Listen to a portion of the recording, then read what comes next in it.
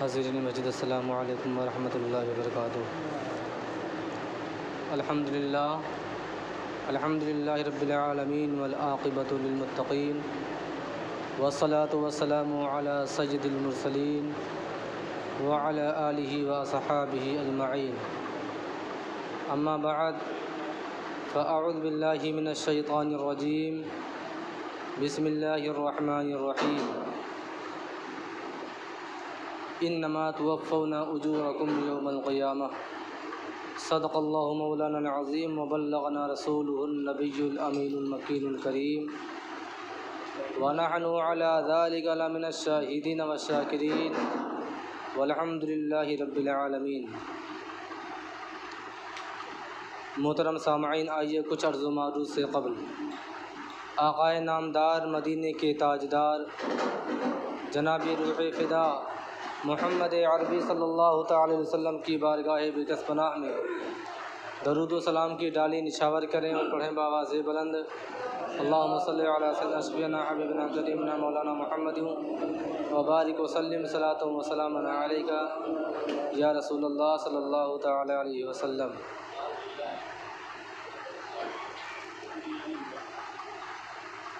محترم سامعین، میں نے جس آیت مقدسہ کی تلاوت کا شرف حاصل کیا،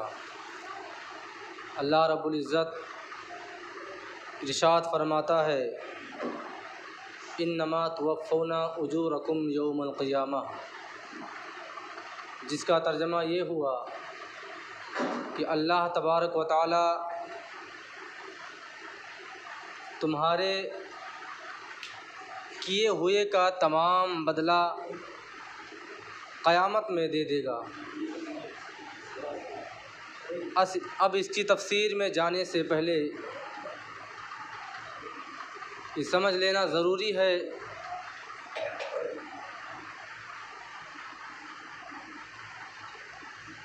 کہ صحابہ کرام رضوان اللہ تعالی علیہم اجمعین کی زندگی کا اگر ہم مطالعہ کریں تو ہمیں معلوم ہوگا کہ تمام صحابہ کرام گناہوں سے کس طرح بچا کرتے تھے، اور ان کی زندگی کا مشغلہ، ان کا رہن سہن، ان کا کردار یہی تھا کہ ہمیشہ وہ گناہوں سے بچتے تھے۔ لیکن بچتے کیسے تھے؟ آج کا بندے مومن اس دور میں صحابہ کرام کے بعد کہ لوگ گناہوں سے کیوں نہیں بچ پاتے؟ آخرکار صحابہ کرام گناہوں سے پرہیز کس طرح کرتے تھے؟ وہ اپنی زندگی میں کیا سوچ بچار کر چلتے تھے کہ ان کی زندگی میں ان سے گناہ سرزد نہیں ہوتا تھا؟ اور صحابہ کرام کی وہ زندگی تھی کہ بلکہ یہ کہہ لیا جائے کہ ان کی نظر میں ایک چھوٹا سا بھی گناہ ایک پہاڑ کے برابر ہوتا تھا۔ لیکن ہم اگر اپنی زندگی کا مطالعہ کریں تو ہمیں احساس ہوگا کہ ہمارے نظریے میں بہت بڑا گناہ کبیرہ ہی کیوں نہ ہو، ہماری نظر میں ایک تنکے کی حیثیت رکھتا ہے، بس اسی سوچ اور فکر کی وجہ سے۔ لیکن مذہب اسلام نے جو ہمیں ایک تصور دیا، قرآن شریف کی ایک چھوٹی سی اور بہترین آیت کریمہ کا ایک تصور مذہب اسلام نے دیا۔ قرآن فرماتا ہے کل نفس ذائقۃ الموت، ہر نفس کو، ہر جاندار چیز کو موت کا مزہ چکھنا ہے۔ یہی نظریہ لے کر کے صحابہ کرام اپنی زندگی گزارتے تھے۔ آج ہمارے زندگی گزارنے کا طریقہ کیا ہے؟ آج دیکھیے دنیا میں بچوں کا بھی برتھ ڈے منایا جاتا ہے، اس کے علاوہ جو 40 سال کی عمر پار کر جاتے ہیں ان کی بھی یوم پیدائش منائی جاتی ہے، جن کا پیر مثال کے طور پر قبر میں لٹکا ہوتا ہے ان کی بھی برتھ ڈے منائی جاتی ہے۔ لیکن لوگوں کو آنا یاد ہے لیکن جانا نہیں یاد ہے۔ اگر اسی کا انسان ایک مرد مومن اگر اسی کا الٹ کر لے اور غور و فکر کر لے، جس طرح زندگی میں آنے کی خوشیاں مناتا ہے، اگر اسی طرح انسان اپنی زندگی میں جانے کا غم منائے کہ ایک دن اللہ تبارک و تعالیٰ کے پاس جانا ہے، یہ زندگی ہمیشگی کی نہیں ہے۔ آپ کے سامنے کتنے لوگ آئے چلے گئے،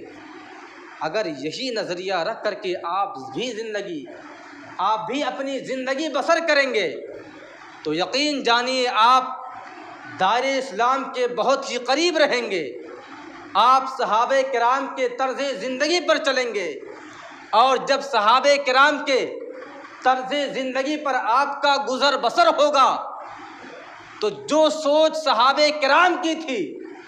کہ ایک تنکے کے برابر گناہ کو پہاڑ اتنا بڑا گناہ شمار کرتے تھے صحابہ کرام، آج وہی نظریہ ہمارا بھی بن جائے گا، وہی سوچ وہی غور و فکر ہماری بھی ہو جائے گی۔ تو اب پتہ چلا کہ صحابہ کرام سے گناہ کیوں نہیں ہوتا تھا۔ اصل بات یہ تھی کہ صحابہ کرام اپنے آنے والی زندگی کو نہیں یاد کرتے تھے بلکہ جانے والی زندگی کو یاد کرتے تھے۔ اس کا مطلب کہ کل نفس ذائقۃ الموت کو یاد کرتے تھے، یعنی یہ یاد کرتے تھے کہ اللہ تبارک و تعالیٰ کے یہاں چلے جانا ہے۔ آپ خود ہی غور کریں کہ موت ایک ایسی سچائی ہے کہ کسی بھی مذہب کا اس میں کوئی اختلاف نہیں ہے۔ آپ کسی بھی چیز کو لے لیجئے، آپ کو ہر معاملے میں، ہر مشورے میں اور ہر ایجاد کی ہوئی چیزوں میں آپ کو اختلاف ملے گا کہ لوگ اس کا الٹ پیش کریں گے، لوگ دوسرا راستہ اختیار کر لیں گے۔ لیکن اگر کوئی انسان موت کی بات کرے گا، مرنے کی بات کرے گا، تو وہ شخص کسی بھی مذہب سے تعلق رکھتا ہوگا، اس کو اس بات پر یقین رکھنا ہوگا کہ یقیناً ہمیں ایک دن اس دنیا سے چلے جانا ہے۔ پتہ چلا کہ ہر چیز میں اختلاف ہے، ہر چیز کو رد کیا جا سکتا ہے، لیکن موت ایک ایسی برحق چیز ہے کہ اسے بھلایا نہیں جا سکتا ہے۔ اب موت انسان کو ہر حال میں آنی ہے، وہ کسی بھی طریقے سے بچ نہیں سکتا۔ حضرت عمر فاروق رضی اللہ تعالیٰ عنہ نے حضرت کعب سے سوال کیا کہ آپ بتائیں کہ موت کی تکلیف کیا ہوتی ہے؟ حضرت کعب نے فرمایا، اے امیر المومنین، موت کی تکلیف تو اس طرح ہوتی ہے کہ اگر کوئی کانٹے دار درخت ہو اور اس کانٹے پر سوتی کپڑے کو اس پر پھینک دیا جائے اور پھر ہاتھ سے اس کو کھینچا جائے تو سوچئے اس کے سوت کس طرح درہم برہم ہو جائیں گے۔ یہی تکلیف ایک انسان کی جب روح اس کے جسم سے پرواز کرتی ہے تو وہی تکلیف ہوتی ہے۔ اور قرآن مجید کا بیان ہے، وَجَاءَتْ سَكْرَةُ الْمَوْتِ بِالْحَقِّ، قرآن فرماتا ہے کہ موت کی تکلیف برحق ہے، اسے کوئی جھٹلا نہیں سکتا، اس کا کوئی انکار نہیں کر سکتا ہے۔ اور دوسری جگہ ارشاد ہوتا ہے قرآن شریف میں، اَيْنَمَا تَكُونُوا يُدْرِكْكُمُ الْمَوْتُ وَلَوْ كُنْتُمْ فِي بُرُوجٍ مُّشَيَّدَةٍ، یعنی موت ایسی برحق چیز ہے کہ اگر کوئی انسان کسی مضبوط قلعے کے اندر قید ہو جائے تو ملک الموت اس بند قلعے کے اندر جا کر کے اس کے گلے کو دبوچے گی اور اس کے جسم سے اس کے روح کو پر نکال لے جائے گی۔ اور دوسری جگہ قرآن شریف میں ارشاد ہوتا ہے وما تدری نفس بأی ارض تموت، یعنی انسان کو اس بات کا علم نہیں کہ اسے موت کہاں آئے گی، کس وقت آئے گی، کب آئے گی، اس بات کا علم کسی انسان کو نہیں۔ آپ خود ہی غور کریں کہ آپ کے ساتھ وہ انسان ایسا لوگوں کے ساتھ بارہا ہوتا ہے کہ جس شخص کے ساتھ آپ کی چائے شام کی اسی کے ساتھ آپ نے پیا تھا، اور پتہ چلا کہ صبح جب آپ نیند سے بیدار ہوئے پتہ چلا اس شخص کا انتقال ہو چکا ہے۔ تو موت ایسی سچائی ہے کہ انسان کو کہاں آ کر کے دبوچ لے کچھ پتہ نہیں چلا، کچھ اس کا کوئی پتہ نہیں لگا سکتا۔ تو مرد مومن کے لیے ضروری اور بہتر یہ ہے کہ جس طرز عمل پر صحابہ کرام اپنی زندگی کو گزر اور بسر کرتے تھے، اسی طرز زندگی پر اگر ہم بھی آج اپنی زندگی کو گزر اور بسر کریں تو جس طرح صحابہ کرام گناہوں سے پاک اور منزہ تھے، یقیناً اگر اللہ تبارک و تعالیٰ نے چاہا، اس کا کرم رہا اور ہم اپنی پوری زندگی کا نقشہ صحابہ کرام کے نقشے پر، ان کے نقش قدم پر چلنے کی کوشش کریں گے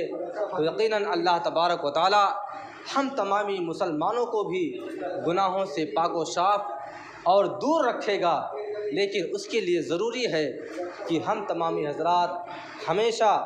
جس طرح اپنے زندگی کے آنے کے وقت کو یاد کرتے ہیں، اسی طرح جانے کے وقت کو بھی یاد کریں، یعنی موت کو یاد کرنا ہوگا، کیونکہ کل نفس ذائقۃ الموت، یہ ایسی چیز ہے کہ جس چیز کے اندر بھی جان اللہ تبارک و تعالیٰ نے ڈالی ہے اس کو موت کا مزہ چکھنا ہے۔ یہاں تک کہ فرشتے جو معصوم ہوتے ہیں انہیں بھی موت کا مزہ چکھنا ہے، کیونکہ رب تبارک و تعالیٰ کا فرمان ہے کل نفس ذائقۃ الموت۔ اللہ تبارک و تعالیٰ کی بارگاہ میں دعا ہے کہ اللہ تبارک و تعالیٰ ہم تمامی مسلمانوں کو نیک بنائے، صراط مستقیم پر چلنے کی توفیق و رفیق عطا فرمائے، اور صحابہ کرام کے نقش قدم پر مکمل طور سے چلنے کی توفیق و رفیق عطا فرمائے۔ وآخر دعوانا الحمد للہ رب العالمین۔ السلام علیکم۔